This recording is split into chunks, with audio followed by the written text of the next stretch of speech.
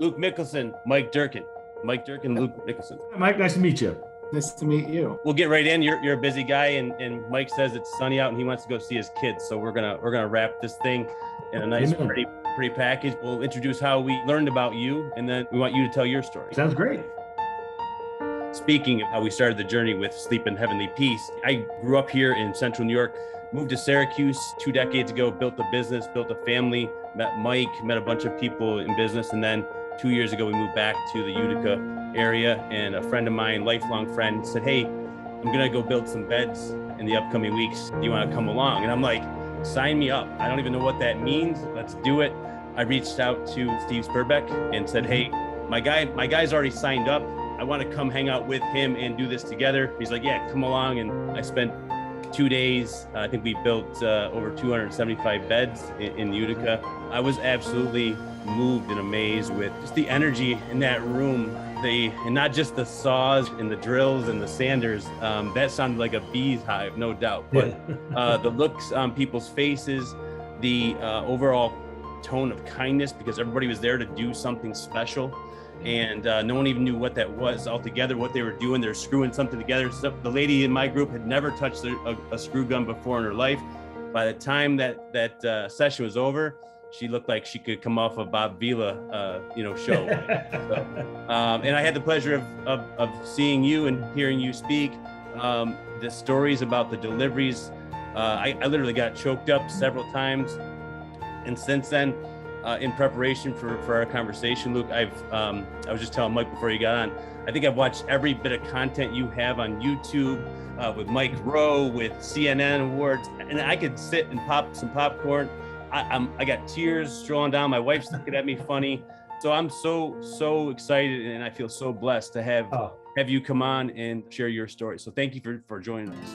Oh, wow. No, I'm honored to be able to share it and meet great guys. I forgot that we'd actually met in Syracuse. It's always fun to realize, and I get the same satisfaction. You go to these builds, and we were in North Carolina and then Wisconsin, attended a bunch of builds this last weekend, and it's always fun to see people that otherwise would have no business touching a tool, right. But being out there and you can see the joy and excitement of something that would probably be very uncomfortable for them normally. And at the end of the day, they're pros, right? They've got it down, and builds just have such a different energy to them. Unlike deliveries, which it's a whole different energy, if you will, an emotion, but yeah, I love the build process. Simply the fact that I'm one of those guys. I just like to get everybody together, just have a good time. What time is better spent than building a bed for a kid? And everybody feels it, everybody sees it, and so it's super fun. Yeah. So I came away from it, right, and I'm like you can tell Mike will attest this. I think out loud, right, and I share everything I got, good, bad, or indifferent. Most people want to plug their ears, but Mike sat and listened to me rap for probably 25 minutes that Monday morning. And for everything I told him, Mike had 3 questions for me of, well, how do they get the mattresses, and how do they get and I'm like, I don't know. I have no idea. So we got questions coming from all angles. So you're obviously pretty easy, I think. No problem. By the way, I just got off the phone with scheduling another podcast, actually with a little guy named Mike Rowe. Okay. So I'll be on his podcast here, supposedly this coming Saturday. I think he might have more viewers than us. Well, what's funny is you'd be surprised what audiences grab what. The national stuff really doesn't do a whole lot. It does stuff, but it doesn't do a whole lot, not near as effective as a local setting and a local news broadcast or radio or even podcast. Dude, they do so much more for the chapter itself, maybe not overall organization, but they do so much more for SHP on a local level. So Don't cut yourself short. Trust me, we love it. Yeah, and I watched your show with him, and it was again the delivery piece. I like any of those shows where someone who's doing good stuff gets surprised with something that's even more of a blessing than the one they put forth. Is always that and veterans coming home to see their kids and surprise them at an athletic event. To me, man, I can that's going to knock me down every single time. Me too. So tell us a little bit about your background, your story. Where I know you grew up in that neck of the woods, but just kind of give us a kind of the rundown of where you came from and where you're headed. I always tell everybody I'm a small farm kid from Idaho. The truth of it is, I did work on a farm, but it might be calling farmers. They might be upset that I call myself a farm kid. I mean, I drove a potato truck. I'm in Idaho. Everybody does potato trucks or moves lines, at some point in their life. And but I like to say that because I really am from a country type setting. Kimberly is a small town, 4,000 kids. I graduated with 69 people in my graduating class. It's kind of a small little town. And I'd been there for, other than one little stint we did in California, I was there since I was in first grade. Graduated from there. I was a sports guy, so big fish in a small pond type thing. I played all the sports you could, was the captain of all of them, and just loved it. I came from a single parent family. My parents divorced when I was just entering into high school, and so sports became a very big thing to me, and all my coaches became my dads. It was just that kind of a nice small town feel, and I always really appreciated that. I think I came away from my childhood that way, with a sense of always relying on other people, and enjoying other people's company as part of my life. I was always very, very extroverted, I guess is what I'm trying to say. And I served in the student body presidencies of my school, on my church. I served in LDS mission and was in the presidency or the leadership of that growing up. And that's what got me into SHP, at least got me that frame of mind. I had been working for my stepdad for almost 20 years. It was a little water treatment company, regional water treatment company. And, when I first started, I barely knew water was wet. And here I am trying to sell chemical for it. It was pretty funny. But when I came home from my mission, I learned one thing. I really enjoyed talking to people. I really, I liked breaking the ice. I liked, just communicating with them, being around them. And, what better profession to be in than sales. One thing that's always stuck with me is my mission president told me a long time ago. He says, if you want to learn how to enjoy your job for the rest of your life, always look at it as a service project for the people that you help.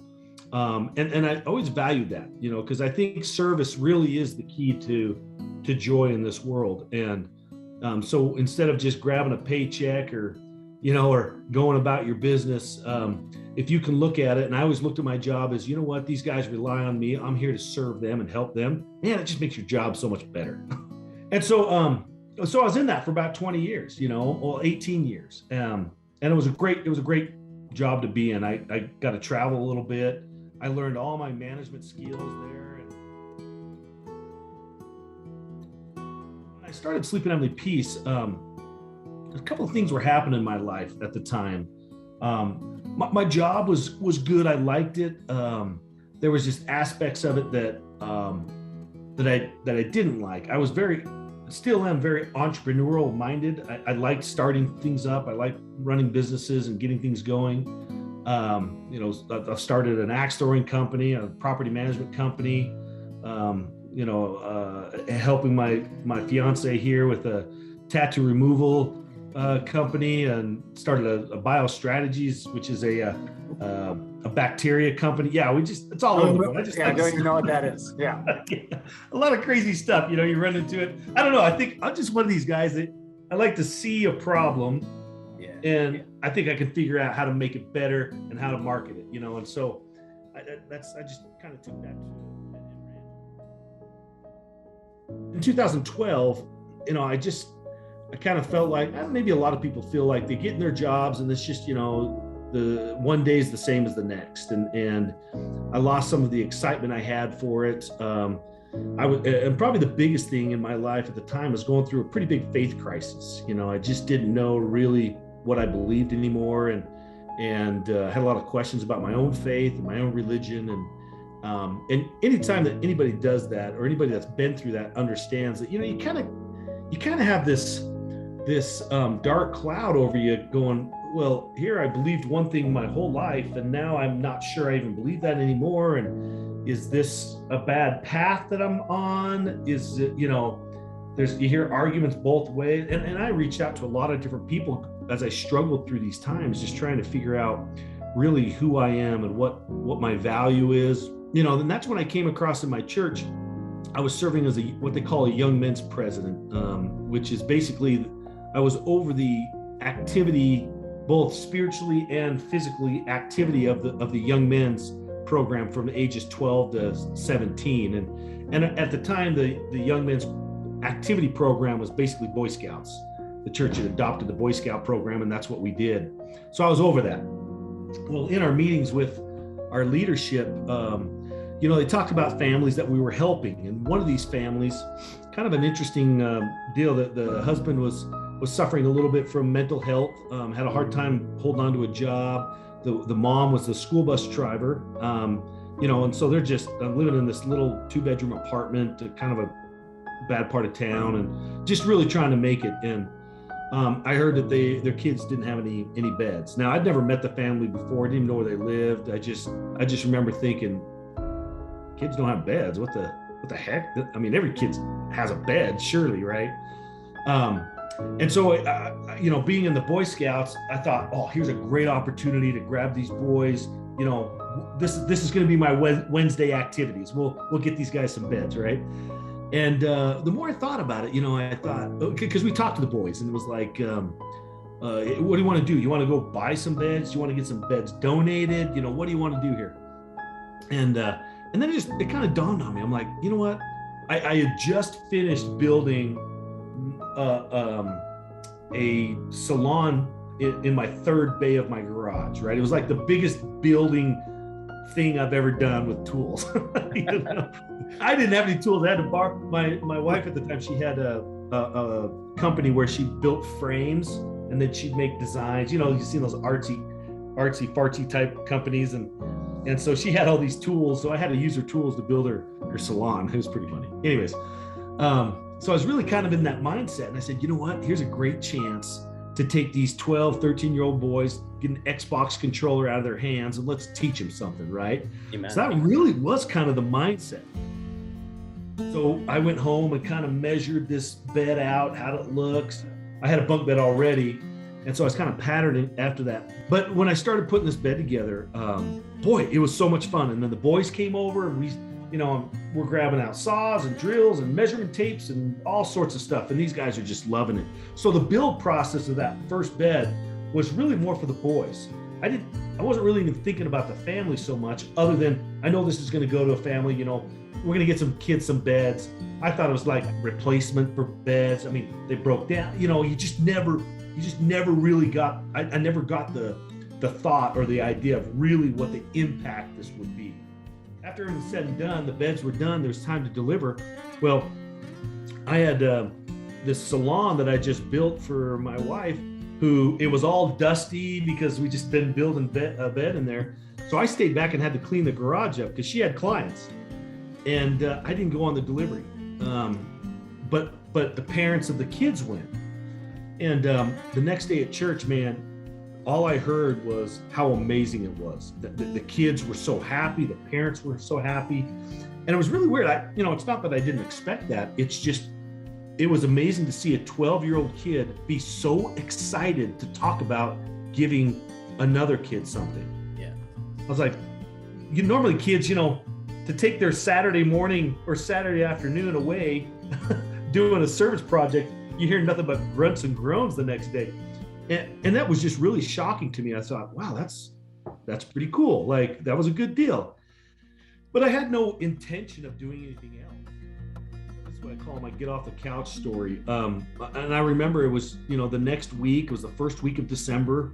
And I remember I was sitting on the couch, and, again, I'm kind of back into this rut with my company. I'm back in the rut with how I feel about my faith.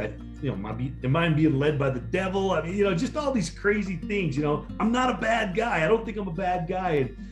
But I'm struggling with that. I'm struggling with work. And my kids are asking me, and they were young at the time, 10 and 6 and or so, or actually take that back, 13 and 6. And, how can we, can we get another Xbox? Can we get all these toys? And I'm like, I don't know. It just hit me right, guys. I just thought, you know what? You guys should be appreciative of what you do have. Here, I just did this great project for these kids that didn't even have freaking beds. And you're talking about another Xbox? I mean, holy cow. And then I also wanted them to feel the same joy. And I did the whole time I was with the Boy Scouts. I wanted my kids to be out there with me. Even though they were really young, I just wanted them to feel the joy of giving back. And so I said, you know what? I got some extra wood and I'm not doing anything. I was happy when I built that bed. Why not do that right now instead of sitting here and being sorry for myself, right? So I just got off the couch and started walking out to the garage. Wait. Okay. 13 and 6, right? I'm trying to think back. It was 10 years ago. Yeah. So my boy was almost, I take that back. He wasn't 30. He was almost 10 and my daughter was 6. And then I had a 1-year-old boy. Okay. But a 10-year-old and a 6-year-old, a boy and a girl. Correct. Yep. You're bringing them out. They want Xboxes, but you're about to bring them down a different path. It's funny. I do have some pictures of them in their pajamas. My daughter in little pink pajamas out building beds. It was pretty neat picture. I was walking out to the garage and my wife kind of looks at me. She's like, "What are you doing? Like, where are you going?" Because I didn't say anything. I just got up and went straight out. And I said, "You know what? I'm gonna go build another bed." Again, I kind of got that eye roll of, okay, here we go again, right? Because it took a while to build these beds with the Boy Scouts. It was a couple of hours, 3 or 4 days a week that week, because I'd never built one. So you're trying to figure it out and line this stuff up, and it was terrible, but it was super fun. After it was done, every night I'm sitting there thinking, you know what? If I would have done this better, or if I would have done, how it goes, right? You're just creating this new process to make it better. And I wanted to test it out. So again, I went out there with my kids and we built this other bed. So now here I was with another bunk bed and no one to give it to. I didn't know child bedlessness was even a problem. And I remember thinking, okay, now what? Well, my wife recommended, well, why don't you just post it on Facebook? And I said, okay, time out. You want me to post a free bed on one of these buy, sell, trade Facebook pages? I'm going to get every Tom, Dick, and Harry wanting a free bed, So I kind of made it specific. I said, this is a Christmas, or it's a family Christmas project that I want to give a bed to another child that doesn't have a bed. Those kind of my requirements. It's got to be a child, and I'm not replacing a bed. I want to give them a bed. So if you know someone, let me know, right? And I wasn't a big Facebooker at the time, so I didn't have a whole extensive Facebook family, if you will, or friends. But it was surprising to start seeing some of the comments come in. I had more people wanting to help and wanting to be a part of it or do something than I did applications for beds. Right. I would imagine one of the harder parts is actually having people have the ability to say, yes, I do need a bed. Like, is that a challenge to really filter it down? It is, in fact, I remember actually we had our first Bunks Across America build in 2019 in Twin Falls. We were right along the Snake River. There's a big canyon there, and we were taking a break, or maybe it was during setup or teardown. I can't remember. Anyways, this guy come up to me right on the canyon rim. I'll never forget it. And he says, Luke, I need to apologize. I said, for what? I don't even know who you are. He's like, no, I need to apologize to my kids. He says, I needed beds years ago, and I could have asked, but I was too ashamed to ask. And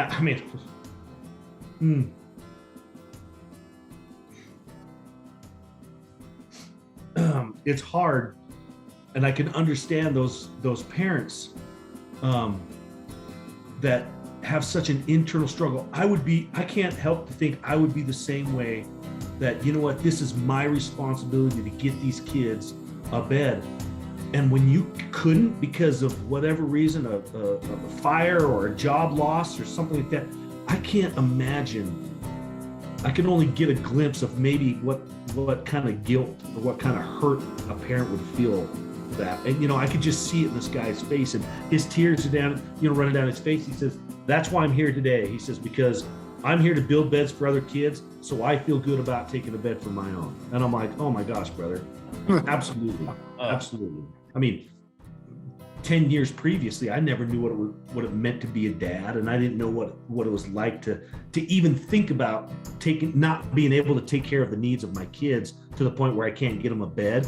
Now, oh my gosh, that would tear me up, right? And these other families, especially these single moms that are, escaping really bad situations. A lot of times, we deliver beds to a mom that's like, I put as much stuff into grocery bags or garbage bags as I could because I had a limited time to get out of there, you know, and the situation and oh my gosh, you just sit there and the least that we can do is bring them beds, and those are just the really special ones. I mean, they're all special, but those ones where, you've got a family or a situation where it's not just out of the kids' control, but it's also out of the parents' control that they don't have a bed, and those are the special ones, I think.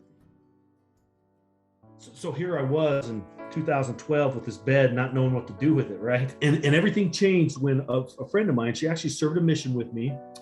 Sister Claridge was her name. She says, hey, have you got rid of that bed? And I said, no, actually I haven't. I'm trying to find, I've got a couple of people that know of a situation. She's like, I've got it. I've got a mom and two girls. I only met the one girl. Her name's not Haley, but I call her Haley. She'd been living in the backseat of her mom's car since she was born, 6 years old. And they had just come out of homelessness. They just got this government assisted house. I don't know how they got it, but she's like, can you bring her and her sister a bed? I'm like, oh, I'm there tomorrow, right? No problem. So a buddy of mine from Boise came down. He's about 2 hours away. He came down and we delivered our first bed to Haley. And, you walked into a home, and I tell everybody, look, it's one thing to see homelessness and it's one thing to see poverty, but sometimes you forget what that might look like through the eyes of a child. And when I walked into that room, and here's Haley just bumping up and down off walls, super happy and blah, blah, blah. And guys, there wasn't a piece of furniture in the house. There wasn't a TV, a couch, a table, a chair, nothing. There was a hot plate with a can of soup on this milk carton. That was it. And I'm like, a milk crate. And I'm like, what does this girl have to be happy about?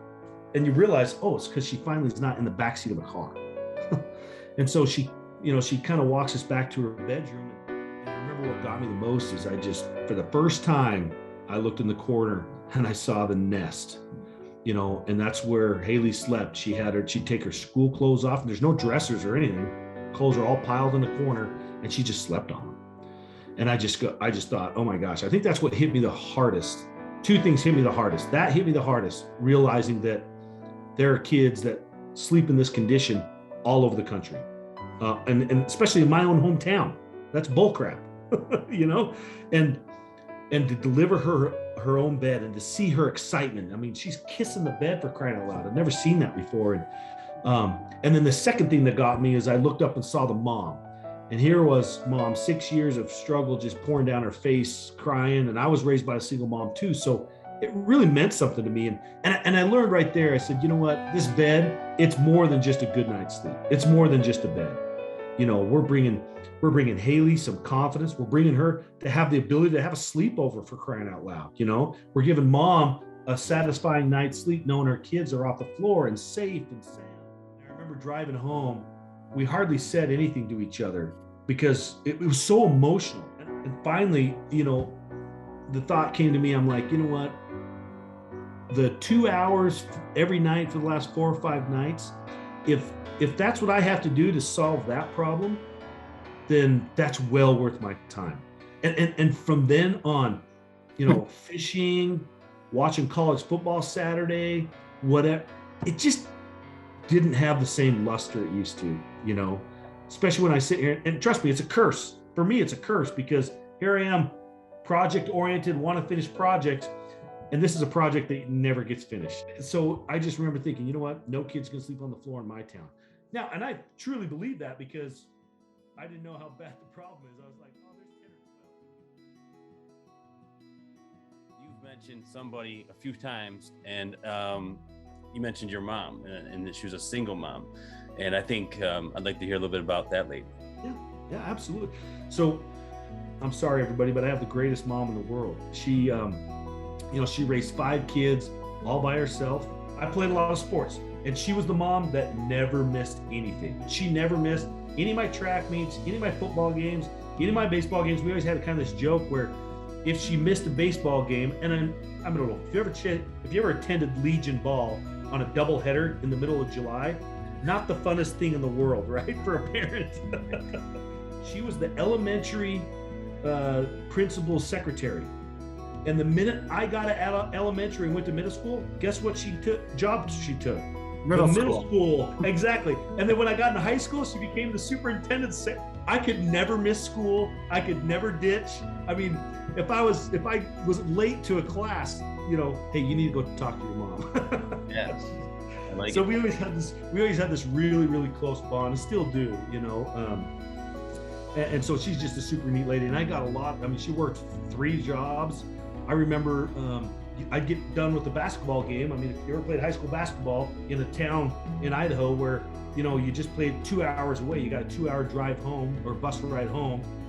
We'd get off the bus, I'd get in the car with my mom, and we'd go straight to Russet Potatoes. It was a harvester business office that we cleaned their offices every night for extra cash. And that's what me and my mom and sometimes my sisters would go do. And this is my mom to a T. She worked her full day. She went and saw her son play basketball. Then we'd go and work till 9 o'clock at night or 10 o'clock at night cleaning this offices. And because I had a bad basketball game, I wanted to go back to the gym that night and shoot my 100 shots to get them in, and she'd take me.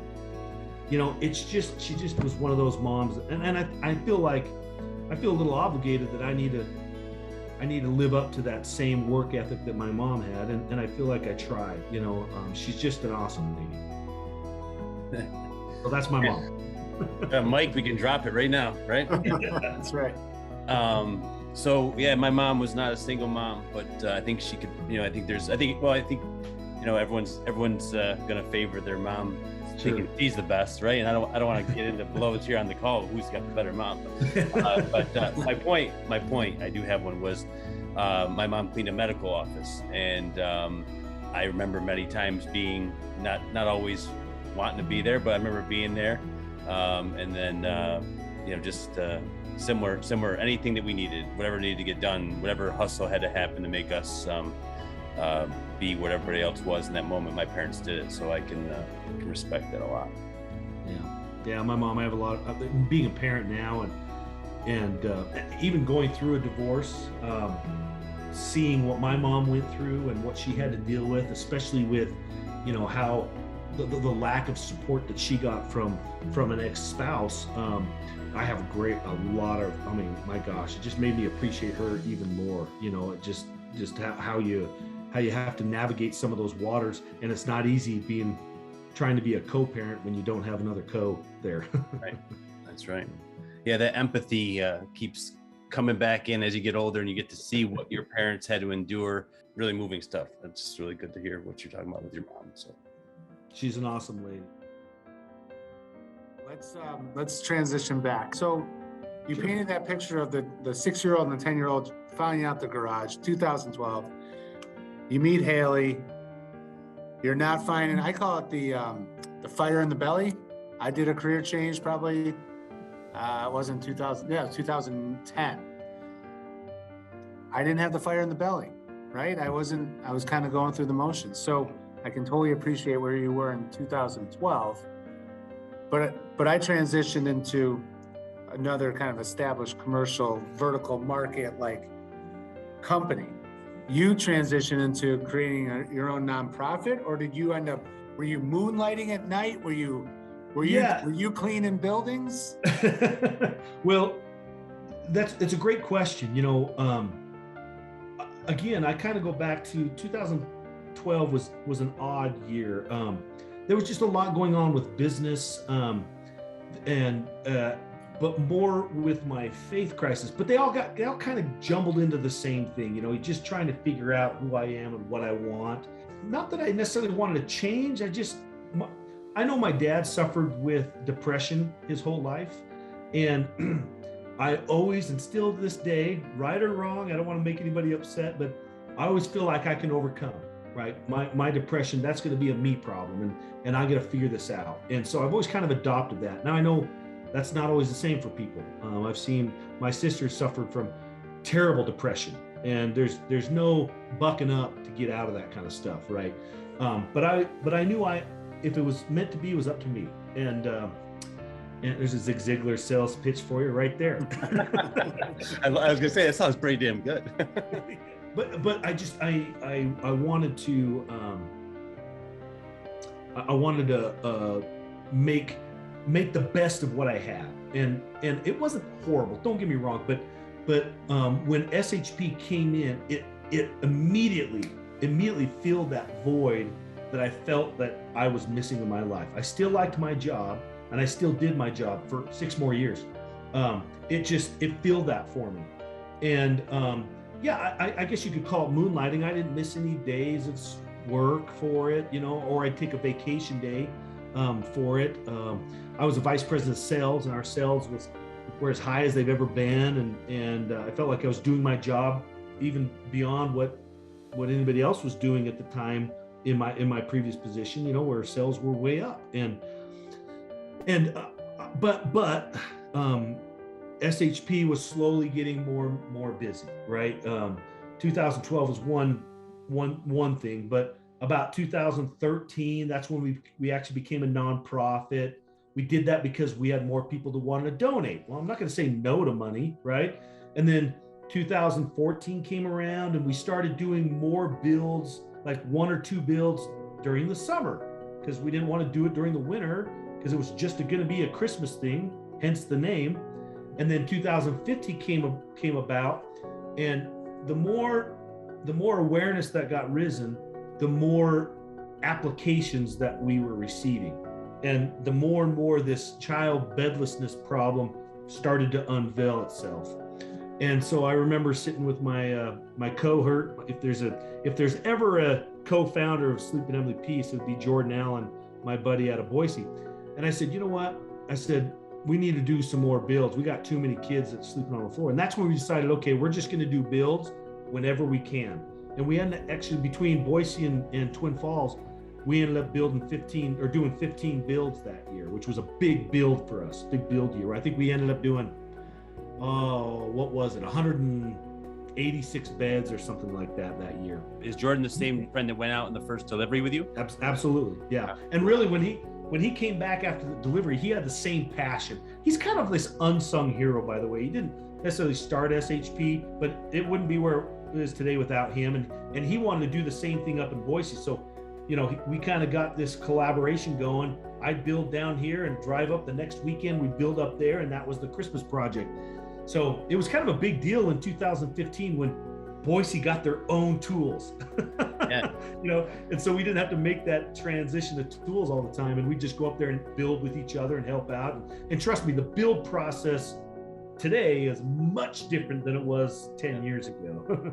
So we started just building more beds, and then more people found out about it and heard about it and saw it. And in 2017, I remember I went on this water treatment convention down in San Diego, and I had a long lost friend, and his wife lived down there, and I remember sitting in a Padres game, and he says, "Oh my gosh, are you in town? Come see me." I said, "Oh great." So I went over there and actually ended up staying the night there, and I was of course talking about SHP, and he says, "My company would love to do a build." And I said, "Well, instead of being a build, why don't you just start a chapter?" And that's what we ended up doing, started a chapter, and went back a couple of months later and did this build and talked about how he's starting a chapter. Well, a lot of my other friends saw it, and all of a sudden, I'm going to start a chapter in Lehigh, and I'm going to start a chapter over in Rexburg, and I'm going to start a chapter in San Antonio. I mean, it just started popping up everywhere. And we actually put on 7 chapters in 5 months. 7 chapters in 8 months in 5 different states. And that was before Mike Rowe's Returning the Favor hit. So it really caught fire, and it started growing organically pretty fast. I'm jumping ahead, but you touched upon it. One of the questions we were asking ourselves is, what does that look like to create a chapter? What's involved, and how does that happen? How do you do it? Yeah, it's kind of tricky. Originally it was nothing more than, oh, you live in San Antonio, you want to start a chapter, let's get on the phone and we'll chat, and you're a chapter. I mean, it's just, we didn't know what we were doing, right? It was kind of crazy. Well, when Mike Rowe, when they filmed Returning the Favor in November, I knew that I bet, and it wasn't actually gonna air for 3 months. So I had this period of time, it felt like this ticking time bomb, right? And I got on the phone and got a hold of a few of the previous honorees that I watched the episodes, because we were season 2. So I contacted the very first episode, Combat Bike Saver, I think it's called, talked to them and said, hey, what should we expect, from this? And he says, well, you're gonna get a lot of exposure. And his comment was, you're gonna sell a ton of t-shirts. I'm like, oh, I don't even have a store. So that was on the docket. We got to get t-shirts, And then a couple of other of them said that you're going to have a lot of people that want to do what you want to do. And we kind of knew that would probably happen just because of the history of what we saw the last 10 months. So we started scrambling, putting together this chapter onboarding process. And we still a good shell of it today, but it's really refined. And it's very simple. The idea here, guys, is I didn't even want to start a nonprofit and started one, right? To start a nonprofit it takes a lot of time and effort and filings and to run it, And I knew if we had everybody was going to do that, they just wouldn't do it. So we needed to make this a platform that was easy to do. It kept everybody in line, if you will, especially with the regulations that the IRS puts on us, but do it in an easy process. And let's have the chapter levels. All they need to worry about is fundraising, building beds, and delivering beds. Those are the 3 keys and the 3 things we want them to focus. All this other minutia, filings and reporting and all that crap, we'll take care of that. And I know if we solve that problem, then we're making the onboarding process very simple, which is nothing more than people go to our website, shpbeds.org, and you can click on Start a Chapter, and you enter in a little bit of information. And once that gets entered in, then that goes to our chapter growth manager. And we have the country split up in 9 different regions. And we have what's called an RSL, which is a regional support lead. They receive those applications. And they're also, I skipped a step. Once they fill out that first initial information, they're sent an application. It's like a 5-page application process that basically it's really more for them to get to know more what a chapter president does. Like, have you fundraised before? Have you organized a group? Can you carry 10 pounds worth of wood? I mean, just kind of little stuff like that. Have them to get to know us better, and maybe us to get to know them better.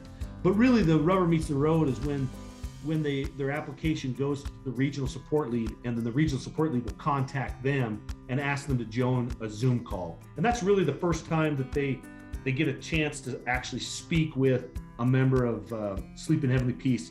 And I mean, all these guys are chapter presidents as well. So they know what it takes to start a chapter. All of them started right after Returning the Favor. So they're all rookies. Well, they used to be rookies. They know how it goes. And so they really get this skinny of what it takes to run a chapter. And then after that, then they're required to go and come here to the West. We've been doing it in Twin Falls here, but now we're doing trainings in Lehigh, Utah. We have better accommodations there. Everybody comes to SHP training, and we spend 2 days training them on the build and everything else. It's gotta be fun, right? Unbelievable. Training's one of my favorite days, simply because if you can imagine, someone sees something, or now most of the time these people have been to multiple builds, they've been multiple deliveries, because SHP's everywhere now, right? So they have a chance to experience it firsthand.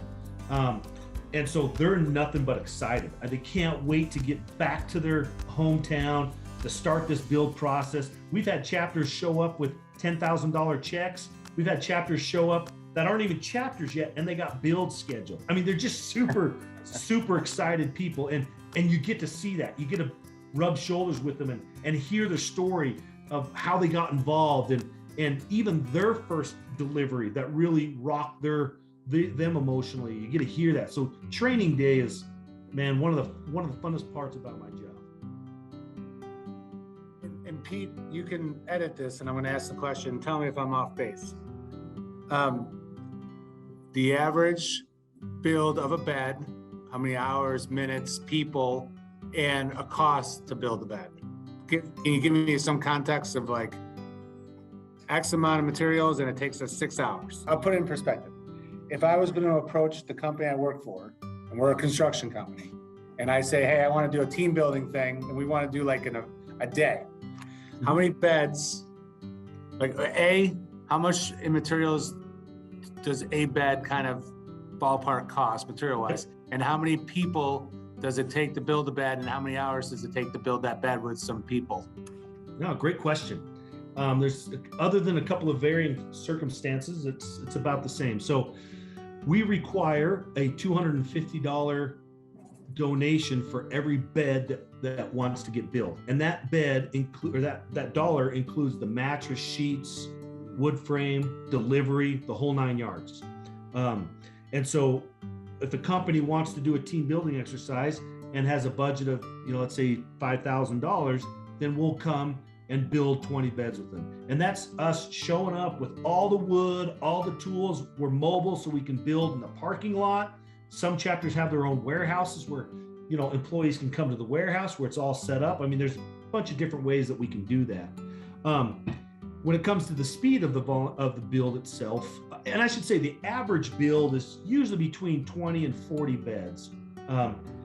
Because we build them so fast now, because we got the assembly line down to, down perfected, setting up and tearing down is usually the longest part of the whole build. So people don't like to set up for 10 beds, like to set up for a bigger build because it's a little bit more, I don't want to use the word worth their time, but it's worth their time.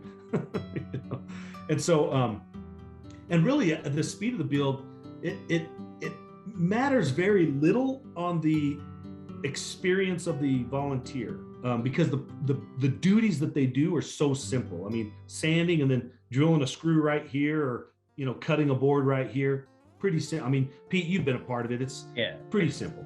Sally and Tom from accounting can handle it, and so can Bill and Sue from construction project management. Like exactly. In fact, be honest with you, Mike. Sometimes I'd rather have Sally and John from accounting, because Bill and these guys will sit there and come up with all sorts of better ways to build these beds more efficient. And what they don't understand, and this is the second thing that I learned, other than child bedlessness, I learned that there's a massive population out there of people that want to give back. They just don't know how. They don't have a good source of giving back and feeling like they're making a difference. Well, SHP is a great way, because we can take 10 people or we can take 300 people, put them all to work at the same project, and they feel like they did something. Where that falls off the rails is when you try to make our process more efficient and faster. Because the faster or more efficient you make it, that usually means you're kicking volunteers off of something, right? And we don't like that, right? There's a lot of ways that you can make this thing go a little bit faster and a little bit more efficient with less volunteers. We don't want to do that. We want to include as many people and get as many hands on wood and tools as we possibly can, and that's not always the most efficient way. But with that being said, on a standard build, you can build 40 beds in 3 hours. I mean, wow. In fact, our biggest build we ever did was in Scottsdale. We had 7 chapters there and 450 volunteers, and we built the bed every 90 seconds. No kidding. That's awesome. Yeah, it was pretty awesome. A traditional chapter by itself with 50, 60 volunteers, as long as the wood itself isn't really crappy, as long as the wood is fairly nice wood and doesn't need to be sanded a lot, yeah, you can do 30, 40 beds in 3 hours. We don't like to keep builds over 4 hours. Then it becomes it's physically difficult. would that be something that we would, like if we were going to do one in Syracuse, right? I might be getting a little ahead of ourselves here, Mike, but I see your wheels moving. But if we were going to do one in Syracuse, would we piggyback off of the Utica group, or would it just be like a one-time, like where you guys parachute in, or how's that work? You have a Syracuse chapter. There is. Yeah, in fact, Syracuse chapter New York is one of our more active chapters in the organization. All right, so I'm gonna fall on a huge. So I did all this research, right? I looked at every video you have. I went to the Utica build. I looked at the videos of you and Mike Rowe. I didn't see. How did I miss the Syracuse chapter, Mike? Did you? This is a good question. All anybody has to do is go to shpbeds.org and click find a chapter and click the state, and it'll list all the chapters in that state. I'm gonna tell you right now, Luke Mickelson. I went on every single clicking adventure on your website except for the one that you just mentioned. Except for that one. Well, yeah. It's kind of funny because it's not. In fact, I'm trying to bring it up right now. It says find my chapter. If you just click find my chapter versus any of the drop downs of that, it's kind of confusing. If you click the drop downs under that, then it doesn't really take you to the right place. You have to actually click on find my chapter. So I can see where it does get lost a little bit. So Pete, Syracuse is actually in Fayetteville, which is the town that I live in. Do you know the person's name? Oh yeah. So you can contact Jeff Pitt or John Wright. I'm gonna Google Jeff Pitt. I'm gonna look up John Wright. I'm gonna call him up, and we're gonna do what Pete and I do. We're gonna cross-pollinate, and we're gonna figure out how we can help them. They actually have a fabulous story. So and I'll give you just a quick summation of it. When we had training, they showed up, and I remember vaguely someone because back then I interviewed all of them before they showed up, because they came back in 2018. They're old dogs at this point. And I remember someone saying something that SHP ruined their church, and I was like, that's usually reversed, right? Usually you get people that excite. I mean, it was just kind of a weird story. Well, it was Jeff and the chapter president at the time his name was Chris Husak, I think, or Husake or something like that. And Chris Husak? Husak, yeah, Chris Husak. I know him. Oh yeah, Chris is a great guy. Yeah, he just moved. He was in like IT. He sold network stuff. I think so. Yeah. Chris. Anyways, Chris and John and I think Jeff came out to training, and they told me the story. It's kind of funny. They were all going to the same church, and this pastor wanted to do a service project. Well, they found out about SHP, and they approached the pastor about, hey, we got the ideal thing. We want to do this service project. Well, and I don't want to butcher the story, but the pastor had some sort of problem with it, whether it wasn't the project he wanted to do or something. And he says, no, we're not doing that. And if you know John, Chris, and Jeff, these are hard guys that don't take no very well. And so they're like, no, we're going to do this. Well, I guess half the congregation wanted to go with this pastor, and the other half wanted to go with SHP, and the church just totally dissolved. Oh my goodness. I'd never heard of SHP breaking up a church before. It was kind of fun. That's pretty powerful. So I just looked him up. He's out in Brookings, South Dakota now. Yeah, he's in Brookings. That's right. And we have a chapter in Brookings. Unbelievable. I love it. Do you have a handle on how many units the organization globally has produced to date? I'll give you the exact number. How about that? Give me a second. I'm just going to my back channels on my website. It's 126,033 beds with 196,609 volunteers. We've delivered 90,376 beds. We've trained over 300, and we're right at 309 chapters trained. You've officially made my day, my friend. I can go on to whatever's next with a smile. I had a smile on my face all the time. I got wrinkles that I didn't have an hour ago. I'm not as clever as Mike Rowe, but on every call I try to get Mike Durkin be held accountable for doing something. We're gonna go on a delivery. Mike, we gotta connect with we are gonna go to the Utica chapter. I think we gotta connect with those guys and do some kind of team building, get businesses together.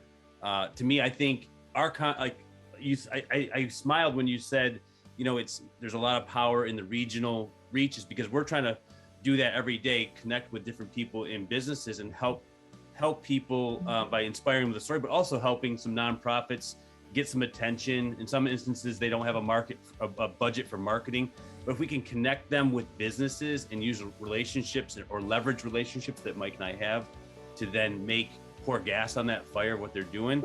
So I think we're not sure exactly what it is yet, but I know I saw Mike when his little hands start scribbling on a pad and his wheels start moving. I think we got some good traction. I really looked forward to this call for a couple of weeks. I so appreciate you taking this time. I know you have a lot of stuff going on. You're in a lot of different places. It was so nice to meet you. I could talk for hours. Oh, I could too. I want to go watch my kid play. Yeah, my kid's got a lacrosse game in an hour and 45 minutes from now. So I got to get my act together here. All right, go do dad thing. Me too. Luke, we'll be in touch. You have a great day, and thank you again so much for your time. Thank you.